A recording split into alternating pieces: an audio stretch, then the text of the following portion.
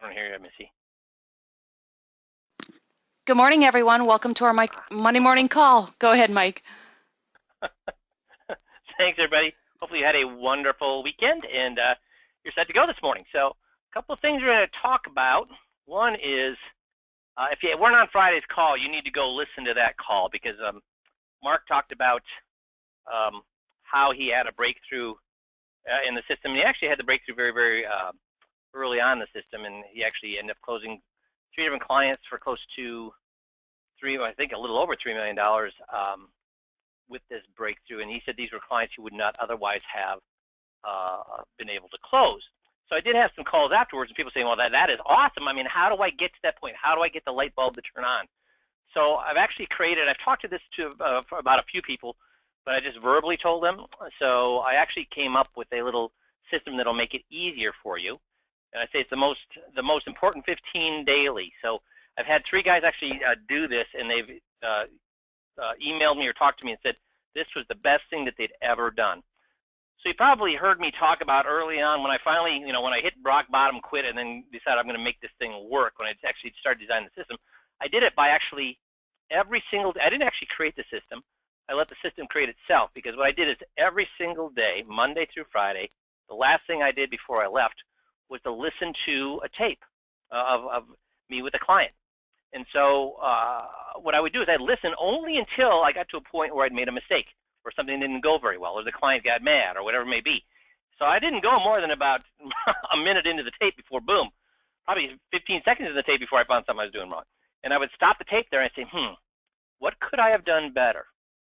And I'd say, what if I'd done this instead? So then I would formulate it in my brain, and then I would practice it 20 times, over and over and over, 20 times, and then boom, I was done for the day.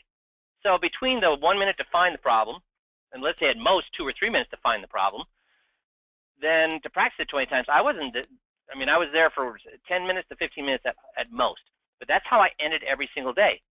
So let me ask you a question. If I did that Monday through Friday, so yeah, and again, another person who said that they did that, and Bert was saying he does that, and it's awesome too. So here's the great thing. If I do that Monday through Friday, or Bert does it Monday through Friday, or any of the other guys have done it Monday through Friday, guess what they find out? By Friday, guess what? What had happened, guys? What had happened by Friday?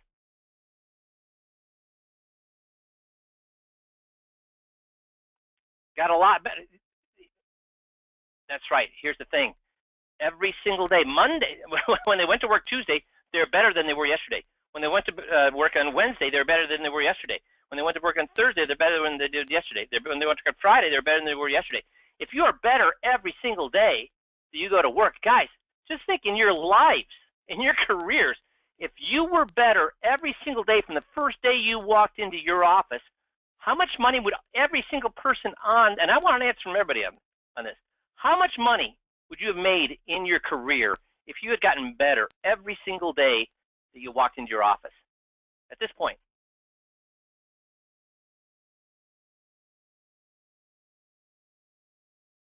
I want everybody to answer this. Yeah, I'm getting, so guys, this 15 minutes a day, is that too much to ask to get that much better? Is that too much? I will be straight with you. I've asked some guys to do this, and guess what they told me? Now, I've had 3 guys actually do this. Now I got a 4th because Bert said he did it. But I've actually asked a couple of guys to do this, and guess what they said? I agree with you, Marty. 30 million. I would absolutely agree with that. So, but these 2 guys, I said, can you do this 15 minutes a day? And guess what they said? Well, Mike, I got, things come up. Hey, I'm busy. Hey, blah, blah, blah, blah, blah, blah. Guess what I said to them? You're not what? No, you can't, Casey, you can't do this. You cannot do this while you're in a car. Why can't you do this, guys? Why can't you do what I'm asking you to do in a car?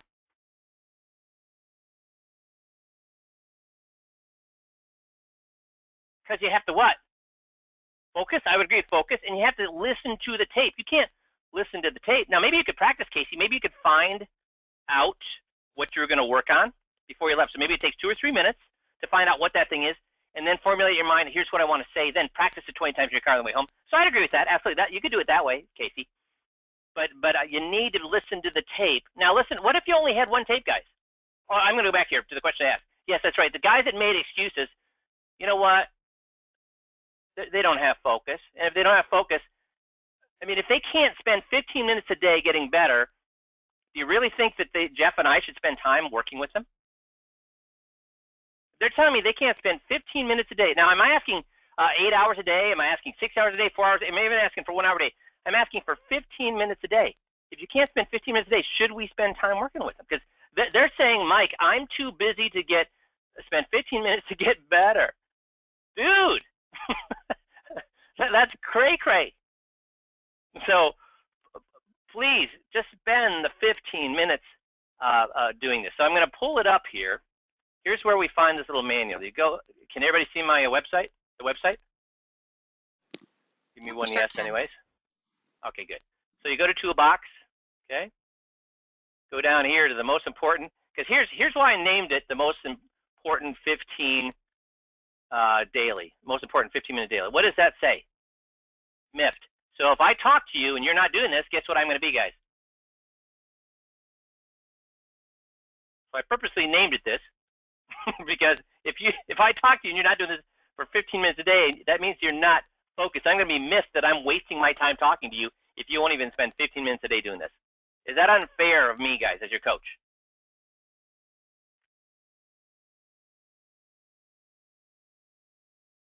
It's interesting. The guys are saying no are the guys that are actually doing it. So now, okay, I'm getting some other guys that are not doing it now too. So we got a few no's. Okay, good. So now I'm going to open this up. So just to kind of show you, I gave you some hints on how to do this. I got to move it over here. No, oh, that's what I was saying. So early on, I would only have one tape. How long would one tape last me, guys? How long would one tape last me?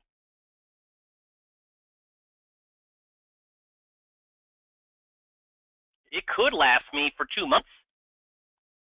Because if I'm only going in, and early on, like I said, I'd go in a minute and I'd find something wrong. And then I'd go in and then I would work on that. And then the Tuesday, I'd go in another minute, find another thing wrong. And I was fine. And then I go another minute. So by the end of the week, how many minutes had I gone through only? Of an hour and a half hour tape, I'd only gone through 5 minutes. How long could I milk that tape? Probably the whole year if I wanted. But what I did is I just milked that tape until I got a new tape. Okay, so I'm going to go through here. This is a true test. Is how serious you take your success. Now, let's say I'm looking for a tape to review for myself. And again, are we talking about reviewing it with me or just yourself? Or with Jeff or just yourself? 15 minutes, just yourself. So the best thing to do is find a 21-point checklist meeting with your client or prospect. That's the one you want to do. If you don't have one of those, do a first meeting with the client. If you don't have one of those, then do a solution meeting with the client or prospect. If you don't have one of those, do an annual review. You go on right on down the box. But once you start doing 21s, where should you spend all your time? On this top one, a 21-point checklist with meeting your clients. Why? Because that's the most difficult one. Why is that the most difficult one, guys? Because you're having the client change their belief about a guy they love. So that's where your problems are going to occur. They're not going to occur at the first meeting. You know, if your first meetings aren't going well, let's go ahead and review that. But review that with Jeff herself so we can figure out what's going on. But where your skills are going to come to play is at the 21 checklist with a client or prospect. So at all possible, that should be the one that you should be using. If you don't have one of those, move yourself down the list to the very end, the practice outside the box. If you have nothing else, then at least do that, okay? And then there's a whole bunch of other stuff in here. Find that thing, then practice it, the skill 20 times, then go home. Or as Kate was pointing out, find that thing, then practice it 20 times as you're driving home. That's fine too. It will make you better than you were at the beginning of the day. If you get better every day of the week, you've now improved 5 times a week. You do this for a month, you now improve 20 times in a month. You do this for a year, you've improved 250 times a year. Guys, I work with guys who have been doing this for 30 years, and guess when the last time they got better? I was at 8 years, guys. 8 years, making 50 grand a year. Guess how much better I was at the end of that 8 years I was at the beginning? Zippo. So at the end of that first year, the 8th year, I was still making 50 grand a year. So, because what was I doing, guys? Why was I not any better? What was I doing at the end of the 8th year as compared to the first year? What was I doing? The same thing, right, Brad? I was doing the same thing over and over, right, Victoria? Trevor, I'm doing the same thing over and over. I'm telling, selling, preaching, and teaching. But by just Monday through Friday, I didn't work Saturday. Well, Saturday came in and did my case analysis or did my 21s, but I was out of the office by 8. I wasn't doing any practice in those days. I just practiced Monday through Friday, and huge things occurred, okay? And then if I get down here, so you're saying, well, what should I listen for? Well, here's some of the things you can listen for. Am I not using GOTS? Am I not using, again, am I not using the agreement form of GOTS or the pared back form of GOTS or the king of all GOTS? You are above average. And of all the skills, what are the one I'm looking for the most, guys? Because here's the thing. I'm working with a guy now with tons of skills. He's struggling. He has tons of skills. But the one skill he lacks, the one skill he's not using is GOTS. And GOTS is the glue that holds things together. It is what allows us to ask question after question after question. It is what allows us to turn a sourpuss into a person who loves us. It is what allows us to get them to say that they don't trust the guy they woke up in the morning, they love their guy, and to get them to say they don't trust him. Now, one of the things that people say is, no, I have trouble doing GOTS with somebody who's not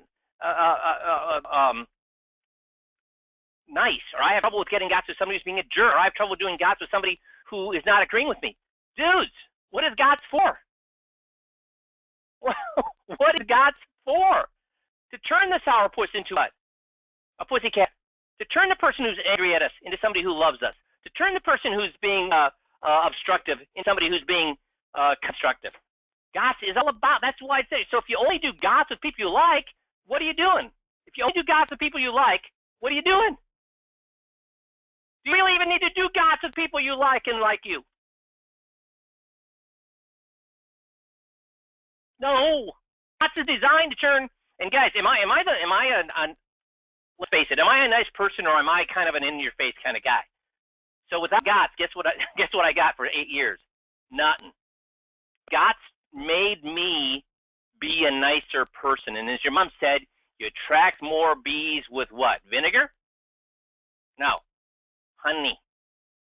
Honey. Yeah, Jeff.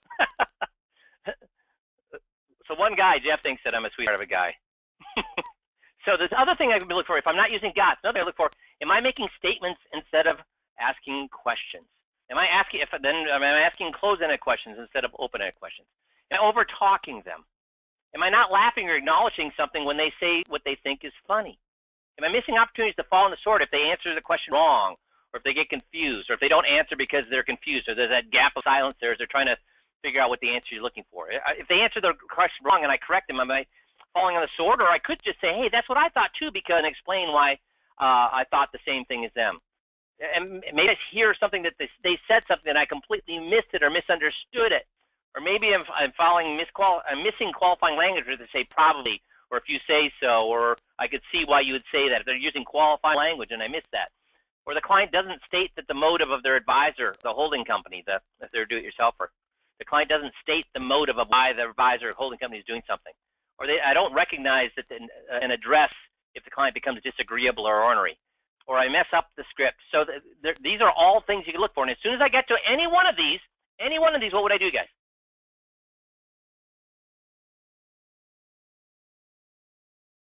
No, stop it and fix it, Jim. That's right. If it takes me 30 seconds to get there, Todd, what would I do? Stop, turn it off, figure out what I would say, and practice it 20 times. So does that seem, is there anybody that is on this system, that's in this industry, that this would be too difficult to do, this 15 minutes? If they did think it was too difficult, then obviously they're professional or not professional. They're treating this as a hobby or as a profession. Because when you look at even professional baseball players, the greats, who is the first person on the practice field? The best player on the team or the worst player on the team? Who's during the off season? Who's the one that's working out? Hires a professional trainer and works out so he can be in better shape than he was prior than he was last season. He's the guy who's the best on the team. And guess, with only working with 150 guys, now we got a lot more than 150 guys in the system, so we have guys sitting in the bleachers. But of the guys that Jeff and I are coaching, do we want them to be the bleacher oriented, or do we want to be the best in the business? We want them to be the best. Make sense? So please, please, please start doing this miffed, or I'll be miffed. Make sense? Let's get back to other things here. Okay, and I showed you where you could find that. Okay, resources. Oh, Missy brought up to me that DocuBank said that that though a lot of people look at DocuBank, a lot of our advisors are looking at DocuBank, they're not actually using it. So guys, why do we want to use DocuBank with our clients? Why do we want to use DocuBank with our clients?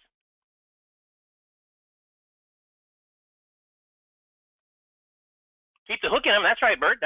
Reinforce Scott's value and distinction. Yeah, these are all great answers. It positions us as their provider. Perfect. All these things are great. Now, do you need to necessarily pay for these things, guys? No. The reason you're not using it is because you don't want to pay for it. Remember, you can give them a discount. So that's good. Sell them. Here's the thing that we know. If they won't pay for this themselves, what do you know about how well you did in presenting it? So, hey, I would pay for all my stuff. I paid for all my client stuff like this because it hooked them to me, made them not want to leave me. It made them see that it's providing value, and it's such a tiny amount as compared to what I'm making off of them. But let's say you didn't want to do that and you just wanted them to pay for it. Yeah, Mark's saying attorneys charge $500 a year for that. So we're giving them a steal. And if they don't want to do it, that says I didn't present that very well. But so please, I just want to reemphasize, this is a great tool, guys. Don't step over it, okay? I found this. This is a study by AgeWave, Gallup Poll, and Merrill Lynch. And they polled 1,009 retirees. And they asked them, what are you concerned about? So I thought, this is exactly what we've been talking about for years.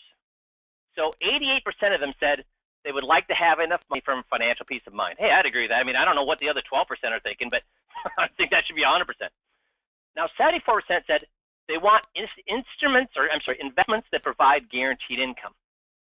Why would they want that, guys? Why would 74% of them want investments that provide guaranteed income? How much income does peace of mind? I'd agree with that. And how much income does Social Security? Confidence, I'd agree with that too. Security? Yeah, and to think about it, are people generally getting pensions anymore? So they can sleep at night? Absolutely. Now, 72% want investments guaranteed not to lose value. Investments. Now, why would they want that? All the same things that you had already said about guaranteed income. So they want guaranteed income, and they want investments guaranteed not to lose value. 72% are concerned about serious health problems. 71% want help to make sense of Social Security and Medicare. 64% want help covering long-term care costs. So far, with the first 1, 2, 3, 4, 5, 6, top 6 things, what do we at 5Q?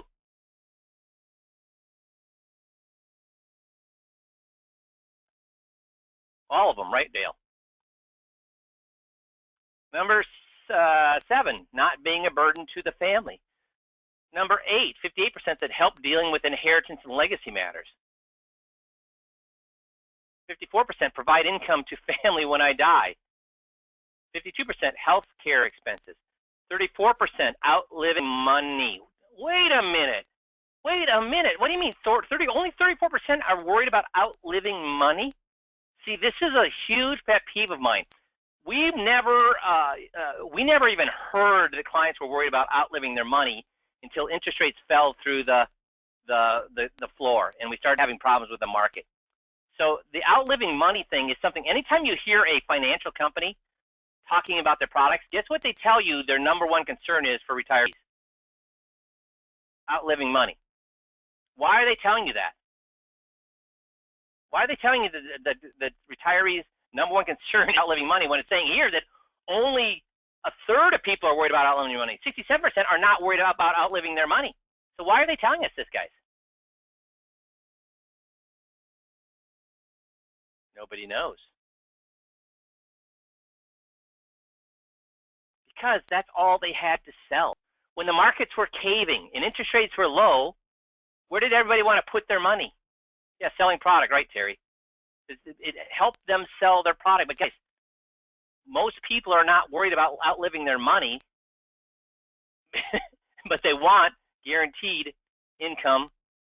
Now, so outliving money, what are people who are saying that people are worried about outliving their money? What are they pushing? What kind of products, guys? Number one is guaranteed income. Absolutely. But number two, what are they pushing? Not annuities. That's right, Jim. Be more specific, Jim. Jim's got it. Not bonds. Dudes, outliving money. What do you need? What do they tell you need to invest in so you don't outlive money? That's right, Jim. Market products, money management, stocks.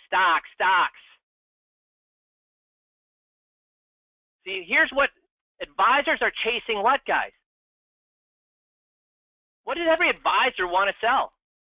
What does Wall Street want to sell? Stocks. 21% want investments with potential to provide high return but has a higher risk. Guys, that means 80% of people what? 80% of people what? Don't want that. What are all advisors pushing? Now, here's the funny thing. Merrill Lynch was a major sponsor on this study. Guess what they didn't want to trumpet? Why don't they have this information all over the place? It was Merrill Lynch, AgeWave, and Gallup. Yeah, it hurts business, right, Gary? 12% want to accumulate as much wealth as possible. Now, when advisors come on, not insurance professionals, but when advisors that have 65 and 7 licenses come on, guess where they want to spend most of their time when they first come on? Where do they spend most of their time? Chasing what, guys? The top 3 or the bottom 3? Top 3 or bottom 3? Which is crazy, because I've said this over and over and over. First of all, the clients don't want that. And I said it over and over. We have the worst job in the world. We can never make people happy. if we make them a 15% rate of return, what do they want? A 16. We can't make them happy. Let's say they want a 20% rate of return, and we get them a 20% rate of return, but then their wife is divorcing them. Will that make them happy? Oh, at least I got a 20% rate of return. Will the 20% make them happy? But you know what? We can make them unhappy. How can we make them unhappy? When we lose the money, we make them unhappy. They don't say, hey, I just lost 50%, but at least I got my health. That doesn't make them happy. So we quit chasing the bottom 3 and start chasing the top 3, okay? Quit, because do we have any control? Can we control returns? Can we, if they're retiring and don't have enough money, I mean, how many of them want mansions? That's why they're retired. I can't. Now I'm retired. I'd like my money to grow into the point where I can buy a mansion and a Ferrari and all that. They don't want that. They want to stay ahead of inflation, which means they want to stay ahead of 3%. They want to stay ahead of 3%. It means all we need to make with their money is what? 4%. Whip this list out. Ask your clients where they fall on this. Guess what they're going to tell you? We're right in line with this. But all chasing the bottom 3 and start giving them the top 3, because you can make them happy with the top 3. You can never make them happy with the bottom 3. Make sense? Somebody said last week when they were talking about inflation that they thought inflation was 6% or higher. I thought this was an awesome demonstration of that. This is real inflation rate. Milk has gone up 1.5% since 1983 a year.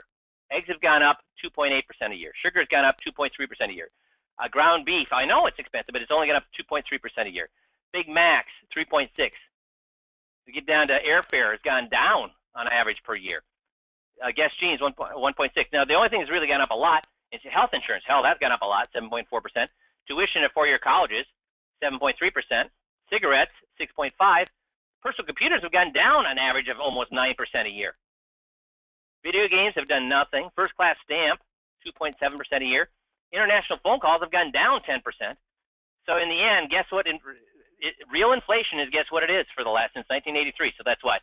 93, 2003, 2003, that's 30 years. Last 34, 33 years, inflation has been about 3%. So what do we have to get for our clients, guys?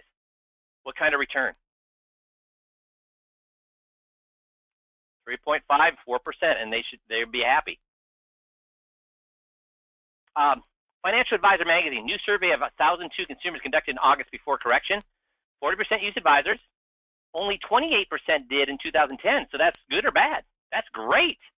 More people are using advisors, but here's the sad thing. That's a great thing.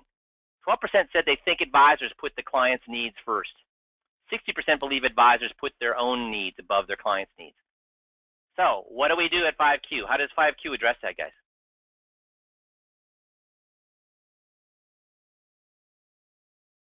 What do we prove to them? Yep, the 21, Michael. Scott Hediger, that was the disclosure meeting, covering the non-financial case. You nailed it. Covering the non-financial proves to them, even before they become a client, that we care more about them than just their what? We do. I used to tell people I get paid $1 million a year to do things I don't get paid for. I make $1 million a year doing things I don't get paid for. Guys, all the financial things in the 21-point checklist, those were things I was doing for years. When I was making $50,000 a year, I was covering all those. Now I nailed variable annuities like I do. I nailed bonds. I did the correlation. I used Morningstar. I did all the exact same things we do at the 21 and the financial section. But prior to putting those non-financial things in there, guess what? It did not work. All those ways that I slice and dice investments in their portfolio in the financial portion did not work because they didn't trust me. Because they said, oh, great, you're pointing at all those things that are horrible. Well, guess what? You're going to do the same things to me, so what's the point of moving? He's doing horrible things. You're going to do horrible things, so guess what? If he's doing horrible things and I'm going to do horrible things in their minds, what did they decide to do, guys?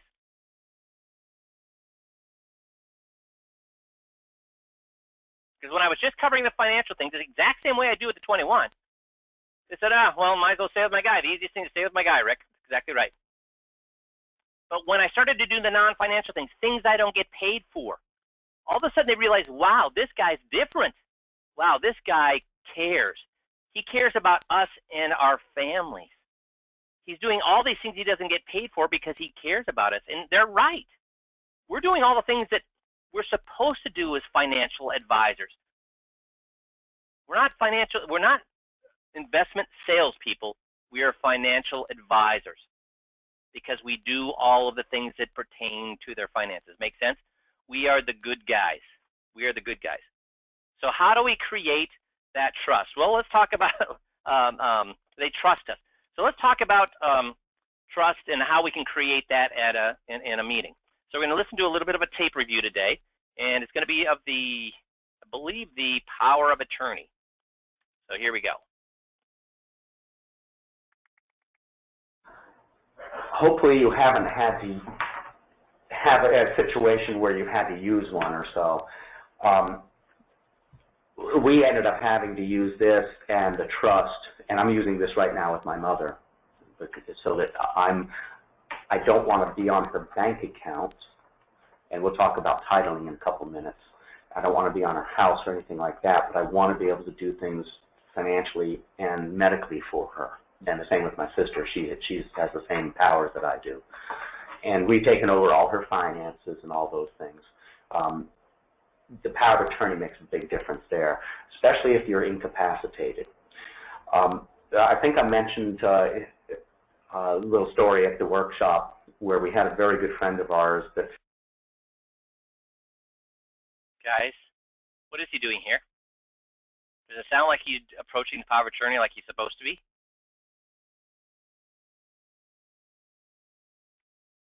And here's the thing. He wants to, he's telling a personal story. I do not want you to tell personal stories. Do you think I was ever personally run over by a bus, hit by a bus, and almost hit by a bus?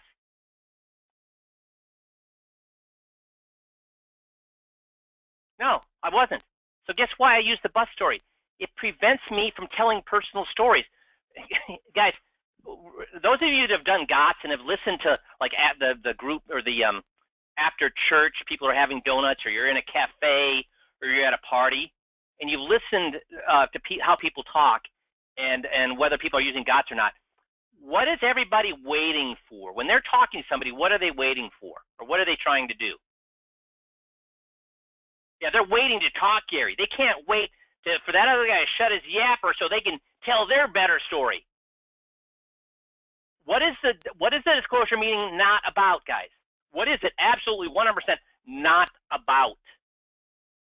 Us, me. So should there be any, when I hear people start taking the script and then weaving their personal stories into it, guess how long these personal stories become? Long. And as we've just learned, do people want to listen to your personal story? No. They want to listen to what? They want us to listen to what? Their personal stories. So if they want to tell me their personal story, terrific. But I'm not going to tell them mine. So the reason I use stories that did not happen to me, the reason I use stories that did not happen to me, like the bus story, is why? So that I stick to the point. So that I stick to the point. Otherwise, you go, yap, yap, yap, and you're interested as heck in the personal story. They're not. So listen to this guy go on and on about his personal story. If I can get back there. Fell down a flight of stairs, and he had done really well. Both of them, the husband and wife, done very well financially. He was way up in Harris, and he'll never. What does any of this have to do with what we're supposed to be doing at the power of attorney, guys? He's in Harris. He's doing well financially. He'll be the same. He's permanently disabled. Permanently disabled. He fell down some stairs. At the time, he was down in the Keys. He was down in the Keys. Dudes, what are we supposed to be doing at the 21-point checklist? Telling stories or having them discover GOTS? I'd absolutely agree with Victoria. GOTS is the glue that holds them together. But the disclosure meeting is about what? Having them discover things, not to have them hear us yap. Got him to Jackson Memorial, if you're familiar with that. That's one of the big hospitals and the teaching hospital down in Miami. 30 days later, they finally got him stabilized. They got him up here to Sea Pines, and there's no place in Melbourne to really handle traumatic brain injuries. If you have a knee replacement or so, Sea Pines is great. But there. How is any of this helping, guys? I can't fault him for. There's nobody in Melbourne that handles this stuff. So she was able to locate a place in Tampa, and she was worried also that the insurance benefit was starting to run out.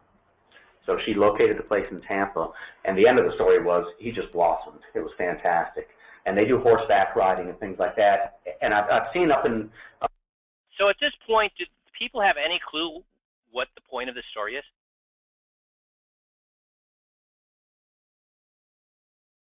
None whatsoever. So remember, power of attorney. Hey, what's the great thing about power of attorney? Exactly. Now, for when we wash dishes and who's her turn is to wash the dishes and mow the lawn? No, that's right. It's about the financial things. Yeah, and it's for the good times and the bad times. Yeah, that's right. Now let's say I step off the curb and run by a bus. Blah blah blah blah. That's how long does that take, guys? I could have done all that, and half the time it took him to tell the story. And would they have gotten more? Would they have understood more my direction with that versus what he's doing right here? Yeah, that's the big thing, Marty. Marty's got it nailed. It dilutes the conversation. There's so much information in there, it dilutes the points I'm trying to make. You hit it right on the head, Marty. It's diluting the conversation. They don't even, the points I'm making are jumbled in with hundreds of other points, so they can't, that means they're dividing their attention between 100 points instead of 1 or 2 points, which means they totally miss it. In the paper, there's Harmony. Right, I volunteer there. Oh, you do? Yeah. Oh, wow. Okay, then you know exactly. You know a lot more about it than I do. So, and that's for therapeutic reasons. So at least he got on her side a little bit there, but then he wanted to do what? As soon as he got on her side, he immediately went into what? That's for therapeutic reasons. So now he's what? He went and he took GOTS, got on her side, and then immediately diluted it by what? Doing a little more teaching. Yeah, just for therapeutic reasons. Okay. Oh, awesome. Children So and adults. he's getting on her side. He's treating her. This is good. Fantastic. And I don't understand why it works, but I guess it works. So it does. However it works, I don't know. So she's trying to get in there again, though, and then what's he do? She's trying to get in there to tell him something. What's he doing? Talking over. Yep. But it made a huge difference in his life, and you probably have seen it with some of the kids and in some of the adults that are there. It was expensive, though. It was $30,000 a month, and they had the money, but they had to write it. I don't know about Harmony. So again, Are we? We're covering how many points here? We're covering a whole bunch of points that have nothing to do with what we're trying to accomplish here, which is to have them discover and tell us what? The importance of the power of attorney. But the place. And so far yet, has the client said anything about how important a power of attorney is? So we're 3 minutes into this. Has the client once told us how important the power of attorney is? Not once. Now, with the script in the first 3 minutes, how many times does the client tell us how important the power of attorney is? At least 3 times. In Tampa, and he was there around the clock for 3 months. And to get him over there, to get him admitted, she had to write a check for $30,000. And the money was there, but we've been after them to get their legal documents together, and they haven't gotten off the couch and done it. So, where do you, the money was there, she couldn't get to it. And where do you think that was? Any thoughts? It wasn't in a... So 3.5 minutes into it, he asks his first question. 3.5 minutes into it, he asks his first question, and they don't answer right away. Why would they not answer? Why do you think they would not answer? It could be, Paul, they're bored. Felt like 30 minutes. Couldn't mean that they don't know. Also, if he's been talking for 3.5 minutes and then he asks a question, they're what? They're surprised that he asked the question. They're surprised that he asked the question. Why are they surprised that he asked the question? Because he's been yapping for their 3.5 minutes. So they were caught off guard. So why do you think I ask a question about every 15 seconds, 30 seconds? Are they ever surprised that I'm asking them questions? No, they understand we're having this conversation back and forth, back and forth, back and forth. Because if you yap for 3.5 minutes, then you throw them a question, they're going to be like, whoa, whoa, where'd that come from? And then instead of, what should he have done there when they didn't answer? That's right, Brad, be involved. So what fall on the sword, exactly. Should have fell on the sword and then rephrased smaller questions. Instead, he did what? Oh, obviously these people don't know the answer. I'll go ahead and do what? Tell them the answer. Yep, teach them. Now here's the thing, this guy, guess how much he told me he had the script down? He told me he had the script down. And then when I showed him the tape, guess what he said? Well, I thought it would be a lot more interesting to wave my personal stories in there. So guys, do you see, and I get it why he would think that, but listening in from the outside, is this helping him or hurting him?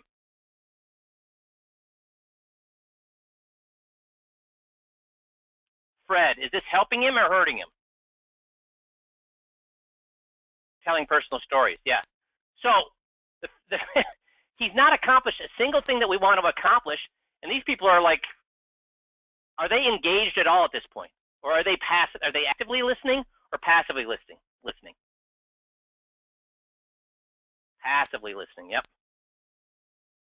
A joint account. Is it his name account? It was that's exactly what it was. So there's little dots. And it actually was in his 401k. Oh, okay. So. Oh, no, but then he corrected him.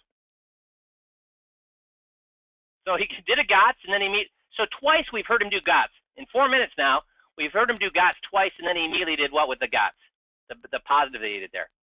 Both times he immediately what? Negated them. And I know that, yeah, you have separate accounts there. You have joint accounts, and then. Okay, now he's doing what? Telling them what they have. Does anybody like to be told what they have? And is that accomplishing anything if we're telling them what they have? See, any point worth making must be made by who? Any point during the process that we're making must be made by them, exactly right. And if the point isn't worth making, which would be the only time we could make it. So if the point isn't worth making, well, then we could go ahead and make that point. But if the point isn't worth making, then we should what? Don't make it. Don't make it then. Skip it. Because if you make it, as Marty said earlier, if you make the point, all you're doing is what to the actual point?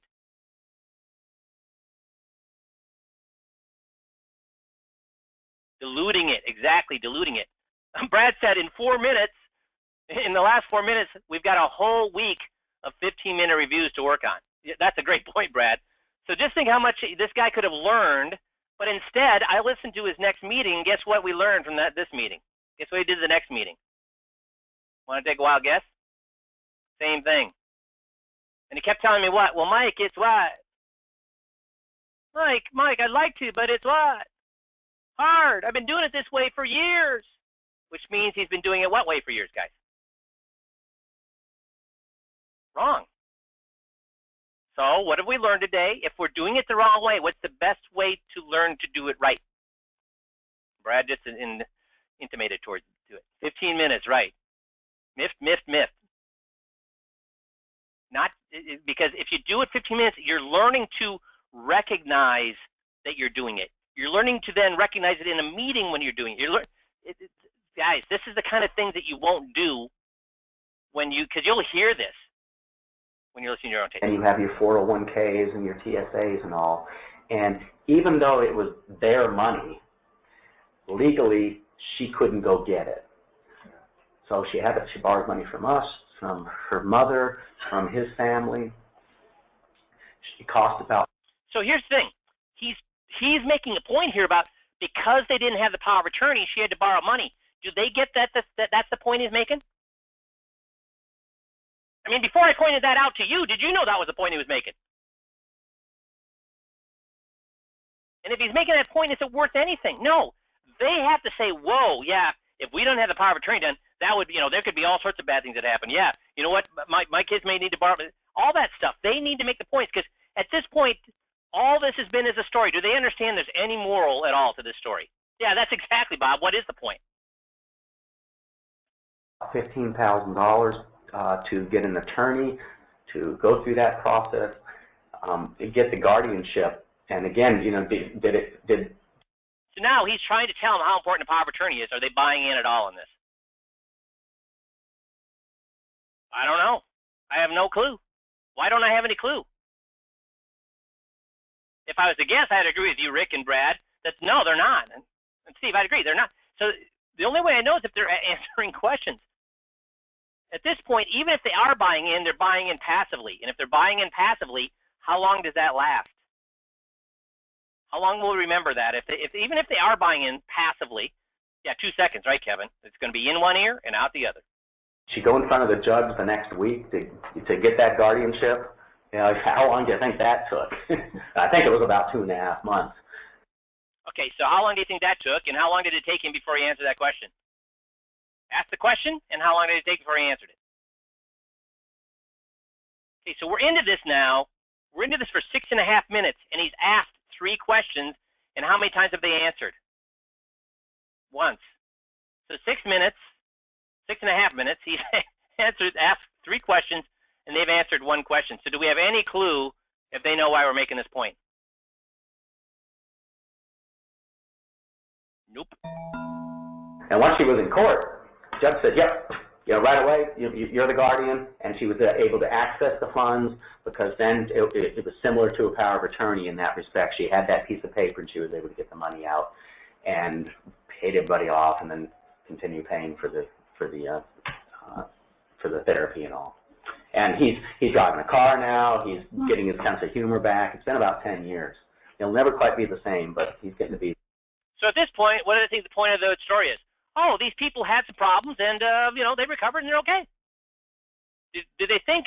Do you think they have any idea as to the importance of the power of attorney? And that was his point here. Or was it just this story that apparently this advisor thought was interesting, and to them they thought it was, I guess, mildly interesting. But are they any further involved now than they were to the? No, they're not. The old friend that we knew. So that, even though you hold these assets are joint, that's how important the power of attorney is. And we generally won't take on clients that either don't have the documents or won't promise us that. Yeah, Jim said, I like what you said, Jim. Jim said, the only thing I learned is these people had found enough money to get them through a tough time. They will get the documents. Yeah, good question, Bob. Did he make the sale? Nope. quickly. I don't ever want to be in a position where Todd, you bring up a point I want to bring up here in a second. something like that happens, and I have to say, our hands are tied. We can't do anything here. So that's something that's going to be really important for you. So he told them what's going to be important for him. Power of attorney. Great. Do they know that, or I guess they hope to believe him. So this is a swing and a miss, isn't it? Right in the dirt. I'm not even going to go through titling, because guess what we're going to hear? More of the same. Essentially, guess what he's pointing out? You saw, so guess how he did the power of attorney? I'm sorry, the titling. You want to take a wild guess? You think it changed at all? Nope, he was telling, selling, preaching, and teaching. Because he's under the understanding that what? If I'm smart, they'll move the money. What do we know about if you're smart? They'll move the money. What have we learned about if you're smart, they'll move the money? Does not work, Jim. Exactly right. Why? Why doesn't that work? It will work if they have no other what? That's right, because they like their guy. So if you show you're smart, is leaving their guy a hassle? Yes. Is leaving their guy confrontational, even in the best of circumstances? Yes. So if they have to make a choice between leaving their guy, which is hassle and confrontation, and just taking your information back to them. But here's the sad thing, though. At this point, do they even think they need to make any changes? No. So does he have any hope of them leaving their guy at this point?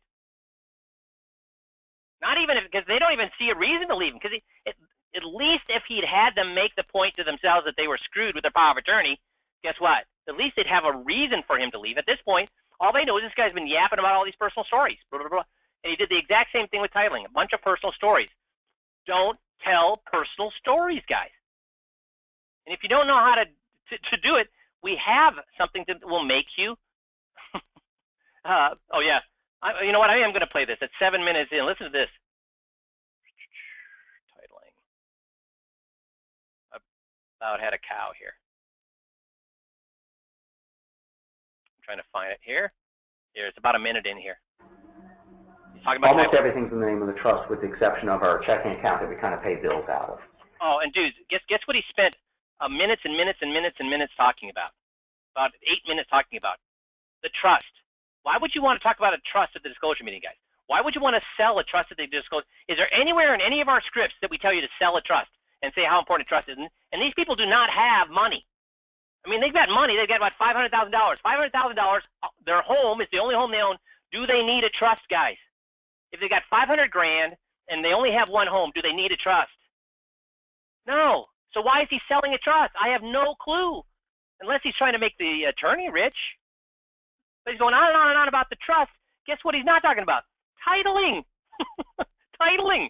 And the reason we do that is sometimes we'll get checks in the name of the trust, and then we need to deposit that into either a brokerage account or one of our money markets that's in the name of the trust. Sometimes we'll get a check, like from the IRS, where it's in our name. And if the account's in the name of the trust, they a lot of times will give us a hard time depositing into that account because it's not the same name. Are they getting any points at this point about titling? Wait till you see how he fixes them not getting any points about titling. He's going to do it here in about 15 seconds. I'd say. So we can deposit that into our checking account. Most within the bank account itself, that's where the titling can come into play. And are you familiar with, have you ever heard of transfer on death or payable on death? My mother has paid. Awesome. Awesome, dude. Now what has he just done? Showed he was smart. And what are they going to go back and tell their guy they need to do immediately? What are they going to go back and tell their advisor they need to do immediately? Fix it by what? Yeah, get the TOD and PODs on it. So not only did he not make the point, but even if he did make the point, what did he do with the point? Ruined it. Gave it away. Dudes, The reason Yeah. Okay, excellent, Right, excellent. here. Hold on.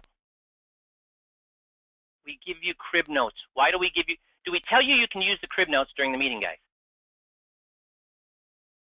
Guess what this guy told me? He says, no, I don't like using crib notes. I don't like using crib notes because it slows the meeting down. I don't like using crib notes because, you know, I want to just have it memorized. And I got this thing down. Does he have this thing down, guys? And these are the big three. I'm only showing you the big three. Guess what he does at the other ones? Holy cow. This is how he did the big three. And here's the unfortunate thing. He checked out of the big three. He checked out of the big three with Jeff and myself, and then what did he do as soon as he got in front of a real person? Do we check you out of the big three just so you can be good in front of Jeff and me? No. We check you out of the big three so you can be good in front of clients. Clients, okay?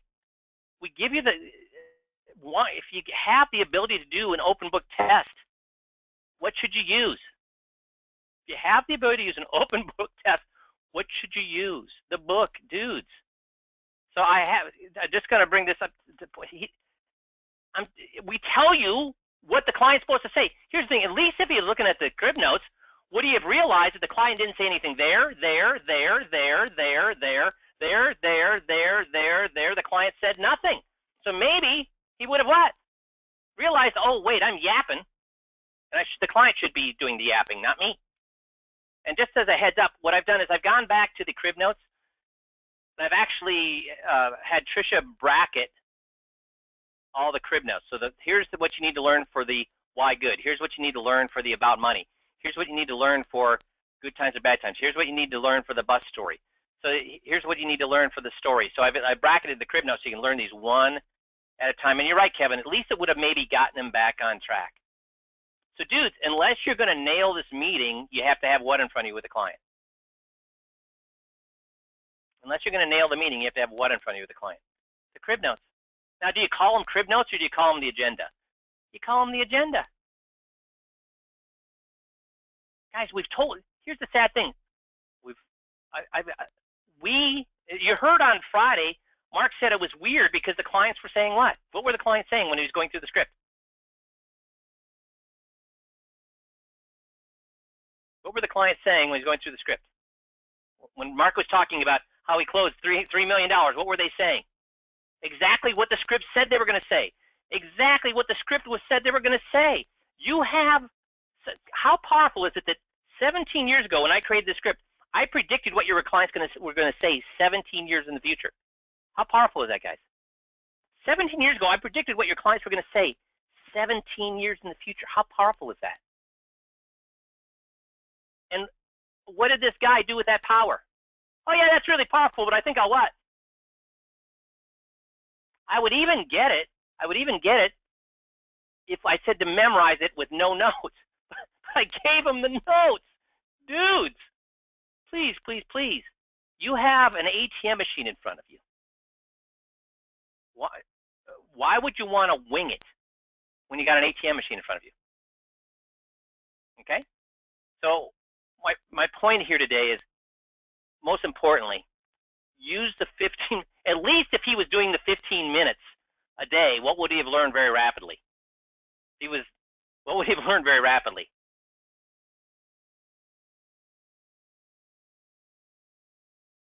How many minutes would he have had to go into this tape before he would stop and started doing something better? Seconds, exactly, just seconds. Does that make sense? So guys, was this a worthwhile call? Is this a call to action call for you? Would this be the launching point for you? Really just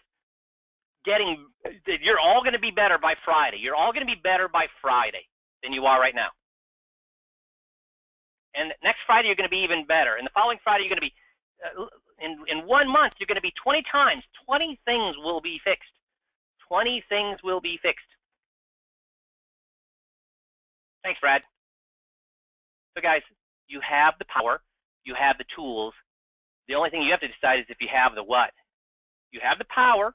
You have of the system. You have something that's been tested 50,000 times in the past, and it has worked. You have the scripts. Now you're right. Commitment. Do you have the commitment? And there's only one person in charge of that. And who's that? So if you're not doing these things, and you tell me you still want to be able to do these things, we're going to have a conference call. And guess who that conference call is going to be with? If you tell me, now if you don't want to do these things, that's cool. I get that. I don't want to do these things, blah, blah, blah. But if you tell me, I really want to do these things, I really want to do these things, but I can't do these things, we're going to have a joint call. And guess who we're going to have a joint call with, a conference call with? Aha, Gary got it, with your wife. And we'll see if she can't get you to do what you need to do to make the kind of money that both of you would like you to be making. Because all of a sudden, guess what? You're going to be able to do it. So are these things that are impossible for you to do? Am I asking you to do? Am I asking you to jump 30 feet in the air? Am I asking you to run faster than a bullet? Am I asking you to learn a Chinese by Friday? Or are these all things that if you wanted to do them, they're very, very simple to do?